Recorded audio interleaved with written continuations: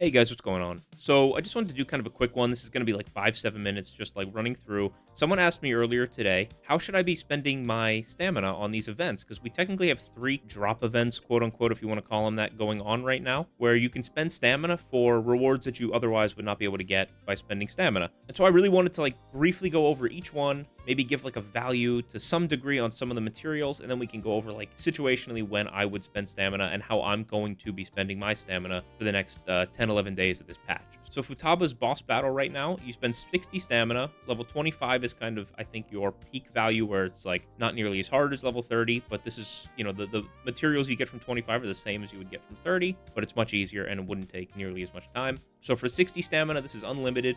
You get 500 coins, and then I'm not really going to factor in the Kenpakus and the materials, even though there is like some kind of value to that per stamina, but it's kind of hard to factor that in. So basically the math that I've done is going to be based on blue materials because we can do a calculation like gold skill incense is equal to 3 purple skill incenses, and 1 purple incense is equal to 3 blues. So we can kind of factor it down into blue materials per stamina spent. We can see that a blue material goes for 10 coins, right? That's equivalent to the purples and to the golds. The golds are 90, the cost of 3 purples. A blue is 10, which is the cost. Purple is 3 blues. It's all equivalent in terms of cost, and that's the same for all the other like breakthrough materials, the incenses, the crystals, and the irises. And so I ran the math on kind of if you're doing the run per 1 stamina, how many blue materials are you getting? Again, this is not like crazy math, but it's just like a baseline. Like, okay, this is putting a number on the value. So you were getting 0.83 blue materials per 1 stamina in Futaba's event, and that's not including the 2400 Kompaku gems or the Wonder Level experience, because I don't know how to put a value on that stuff. Spoiler alert, that is not the most efficient use of your stamina in terms of just farming these materials, the irises, the crystals, and the incense. But the thing with the Futaba shop is it doesn't just have these materials. It has gold tickets, it has millicoins, it has the incenses, it has the retrograde cards, it has fortune revelations, which are like they're not the selectors, they're random, but you can select what type of card you want.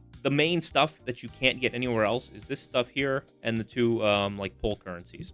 I also did go for the yellows, but I think they're actually a worse value than the next thing we're going to cover, which I'll get into right now, which is Messa's Thieves Secret thing. So these are 60 stamina, you're limited to 3 times a day, and under the assumption that you do have Messa and Sumi, then this, for the 3 times a day, will give you 0.9 blue mats per 1 stamina with the bonus, and then 0.6 blue mats per 1 stamina without the bonus. So worse than Futaba's event without these 2 characters giving you the bonus materials for the 3 attempts, better if you do have the bonus. So if you're strictly going for materials, you're actually getting the best bang for your buck, spending your stamina the 3 times a day in here. If you don't have these 2 units and you're not getting this bonus, then I would say maybe just go all in on Futaba until you can clear out her shop, and then maybe consider coming back here if you haven't already cleared out this shop, so that you can get these fortunes revelations. And there's not as many premium materials in here, which is why I don't think this one is quite as valuable. Like, no one will ever run out of these Persona XP materials, so don't even spend your coins on them. Just buy the Kompakus is what I was doing. And then our third event is, I don't know how to quantify this one because this one's actually not for kind of the level breakthrough materials. This one's just for your standard kind of XP materials. So this is going to go into level up books, your gears for your weapon levels, obviously your Persona XP items, and your Kompaku gems. It's really hard to put like a value on this versus like the Futaba shop for me personally, but in terms of like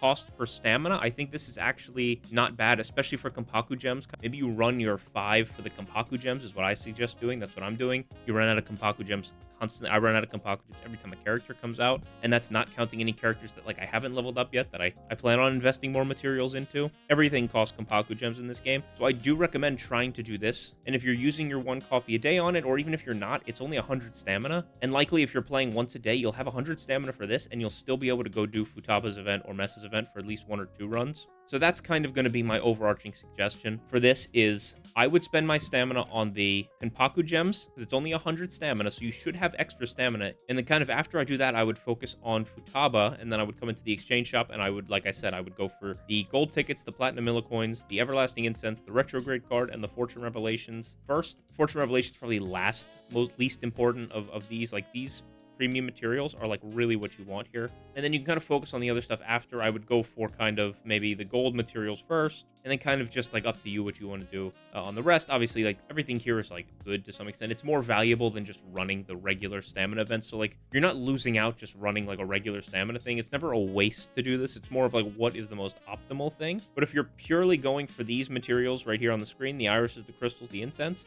and you have Messa and Sumi, then it probably does behoove you to use them for those 3 runs available every day on the Messa event. I'm running basically, I make sure I do the 5 runs of the Kompakus every day. Then I kind of come in and do Futaba with whatever extra materials I have left over to buy those materials. And then I mix in the Messa runs if I have extra XP. But if you don't have Messa, then I would really just lock in on Futaba after I get my double drops from the Kompakus every day.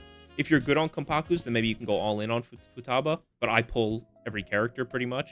And so I basically zero out on Kompaku gems every patch. So for me, it's really great to just be able to lock in on Kompakus and hopefully build up a nice backlog for the next patch or 2. But yeah, that's kind of what I'm doing. I don't know if that's optimal, and I'm sure there's someone much smarter than me who has this in a spreadsheet and has it down to like a science on where to spend every, you know, fraction of a stamina point. But yeah, hopefully this is like a super quick one, 5 minutes, 7 minutes, whatever. Just like, hey, here's what I would do. Here's kind of my thought process. Depending on your situation, maybe this makes more sense to you than something else. And yeah, and let me know in the comments if you're using like a different strategy, maybe that makes more sense. I'd love to hear it. But yeah, otherwise, I appreciate you guys watching, and I will see you on the next one. Have a good one.